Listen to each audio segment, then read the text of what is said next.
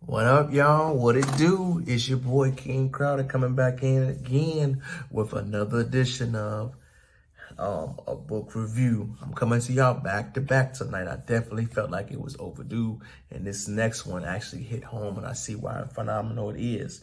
The next book I want to review is called How to Read a Book. Man, why you gonna read a book on how to read a book? Why is that relevant? The reason why, we were taught how to read growing up. All of us got the foundations and the receipts and how to do it. But does anybody understand that each skill set for reading a book requires a different skill? The reason why I've learned that so much in my own personal life is because I'm an avid reader, one. Number two, it teaches you how to analyze information and retain what you do know and what you do not need that is necessary. If you ever wonder why somebody could scan the information and recite it and remember it much more quickly, they were using these same techniques and steps given to by Mr. Mortimer. Mr. Moore's sunrise was in 1902 and his sunset, unfortunately, was in 2001. This gentleman was a philosopher, an educator, an encyclopedist, right? I had to look that up, and a hugely famous author in his time. There's three major points that I want to point out that help you become an avid reader and learn how to read books academically, personally, professionally, and digest the information quickly. The first thing you must gotta do first is the dimensions of it. You must get your reading level to the level that you are comfortable at. If you don't read actively enough, you are definitely a more lower level reader. That means you must take shorter spurts and be able to take your time when digesting the information. Self-awareness on where you are matters so much. So if you're transitioning, for example, to go back to grad school, like I once was 2 years ago, I had to transition my mind to read more dense material because even though I was reading things that I simply cared about the most. So when I had to transition to read long thesis articles, scholarly papers, I had to learn that this skill set of, I would say, endurance that I need to build up in my reading must be worked on. If you do something for 27 days, it becomes a habit and a pattern, and you will slowly see yourself gradually increase and do better. The next thing you must understand when you're reading a book is called analytical reading. Analytical reading is when you come up with a mindset of, oh, I disagree or agree with the author. Do I think the author's message is valid? It's kind of like talking to yourself and writing notes on the side. The reason why this is such a powerful tool, especially if you're an academic, so you're beginning to learn something new, no matter what you want to do, you must kind of have that internal conversation with yourself. The reason why that internal conversation must matter, especially when you're reading, you begin to digest the information more. You begin to use scenarios in your brain and you're creating a memory along with a microcosm to allow you to digest that information.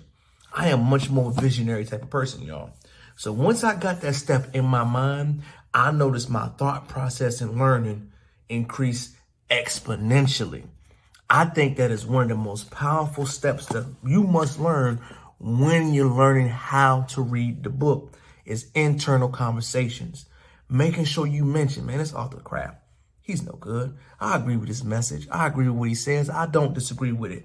Having that type of conversation and dialogue with yourself keeps you focused, sharp, and full of understanding. Because I can read something and disagree with what they're saying, but if I can get the message in the trinket of nugget, that's how the growth and development starts.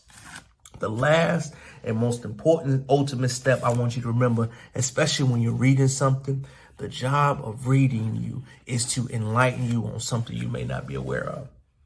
The whole point of learning something new and accurately having a dialogue and understanding is to shed light and allow you to unlearn previous notions and learn new things you weren't aware of.